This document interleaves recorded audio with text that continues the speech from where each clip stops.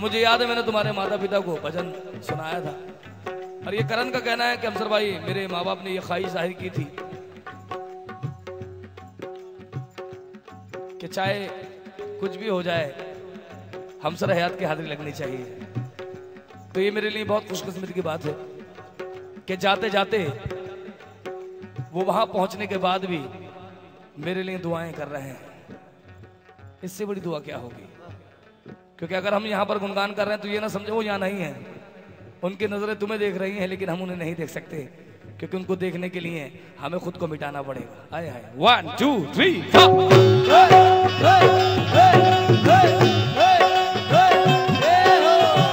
दुखियन पे कृपा करो और कर तेरी सेवा। जय गणेश जय महादेवा, जय गणेश जय महादेवा।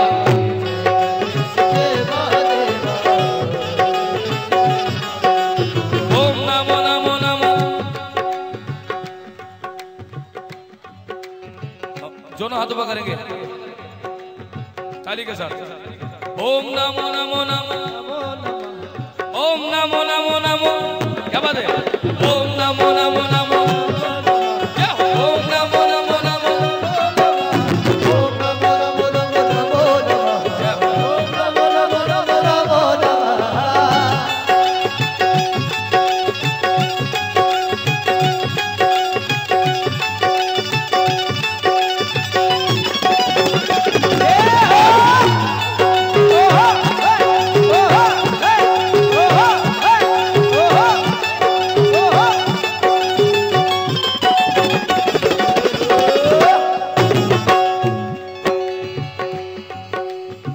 एक लड़का आज से तकरीबन 8-9 साल पहले, साईं राम, आए हुए सभी अतिथियों को बहुत बहुत स्वागत है। जो लोग खड़े हुए मैं उनसे निवेदन करूंगा अगर बैठ जाए तो बड़ी मेहरबानी होगी।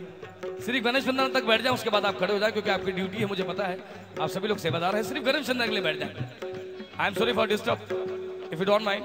अगर बुरा लगे तो अकेले में बात करेंगे, बोल साईनाथ महाराज की। हाँ जी ठीक है। तो मैं जो कह रहा हूँ बड़े गौर से सुने। आज से 9 साल पहले एक लड़का मेरे प्रोग्राम में बहुत आता था और करण उसकी ये हालत थी कि पैर में टूटी हुई चप्पल और जेब में 2 रुपए नहीं होते थे उसके पास चाय पीने के लिए। रोज आता था, मेरे हर प्रोग्राम में आता था और आके मुझसे कहता था हमसर भाई बाबा से दुआ कीजिए ना। मैंने कहा भाई साहब मैं तो दुआ कर रहा हूं, लेकिन तुम भी तो कोई ऐसा काम करो जो मैं इधर दुआ करूं उधर असर हो जाए। क्या कहा मैंने?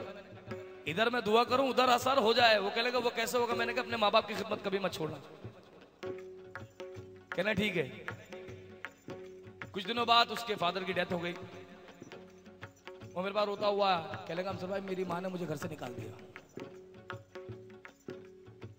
मैंने कहा मुबारक हो।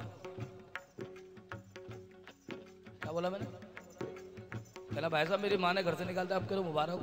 मैंने कहा जब तू कोई काम धंधा नहीं करेगा, संध्या में आके बैठेगा तो माँ तो घर से निकालेगी। जब तू कमाता नहीं है और जब तू संदेह में आ जाता है, किस लिए आता है? बाबा ने किसी भी किताब में नहीं लिखा कि सब काम धंधा छोड़ दे सिर्फ मेरी पूजा कर, कहीं नहीं लिखा बाबा ने। बाबा कहते हैं अगर सारे काम निपटा के तू मेरी पूजा में आता है तेरी इबादत कबूल है, और अगर काम धंधा छोड़ के आएगा तो ये दोष मुझे जाता है, क्योंकि तेरे काम में अगर असर पड़ेगा तो लोग कहेंगे बाबा की संध्या में जाता था। बोल साईनाथ महाराज की।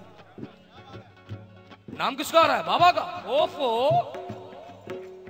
ये कौन सी इबादत है? ये कौन सी पूजा भैया? अपना पूरा काम निपटा कर आइए। इसलिए बाबा ने 5 आरतियां रखी हैं कि जब सब काम निपटा ले तो आजा।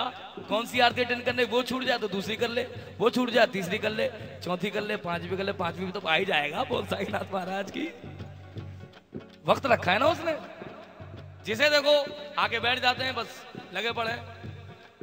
तो वो जब मैंने कहा बहुत अच्छा हुआ, मुबारक हो। कहना हमसर भाई कैसी बात कर रहा है? मैंने कहा नादान तेरी माँ ने तुझे इसलिए घर से निकाला है कि तेरा बाप इसी गम में मर गया कि मेरी औलाद पैरों पे खड़ी नहीं हो रही, दोस्तों यारों में जाता, जुआ खेलता, ये करता। कर आपको कैसे पता? मैंने कहा मरने से पहले तुम्हारे फादर से मेरी मुलाकात हुई थी और उन्होंने ये बोला था कि हमसर भाई मुझे 2 दफा टेक पड़ चुका है, जब तीसरी मरतबा पड़ेगा तो मैं बचूंगा नहीं। अच्छा मैंने कहा बहुत अच्छा हुआ। इतना कह के मैं चला गया गाड़ी में बैठ के। 2 साल के बाद वो मेरे प्रोग्राम में जब आया तो मैं उसको देख के एकदम हिल गया। मैंने कहा यार कमाल है, गाड़ी स्कोडा गाड़ी, ओए होए उस गाड़ी में आया, ये मोटी ब्रेसलेट, रॉलेक्स घड़ी, सिल्क का सूट पहना हुआ 20-25 हजार रुपए का। जैसे उतरा, जब पहले आता था साईं राम, जब उन कपड़ों में आया हम सब भाई साईं राम, मैंने कहा ये तुम्हारी गलती नहीं, लिबास का असर है। जैसे वो आया कहने लगा हमसर भाई मेरी बाबा ने सुन ली। मैंने कहा नादान, बाबा ने तो बाद में सुनी, तेरी माँ ने तेरे लिए कितनी दुआएं की हैं तुझे खुद नहीं पता। तेरी माँ ने तुझे इसलिए घर से निकाला था कि तू अपने पैरों पे खड़ा हो जा, जब थक जाए और कुछ ना हो तो मेरे पास आ जाइए। बोल साईनाथ महाराज की आए आए। माँ बाप कभी अपने औलाद के लिए गलत नहीं करते, ये हमारी सोच होती है। और जो लोग इस बात को मानते हैं दोनों हाथों पकड़ेंगे ताली के साथ, 1 2 3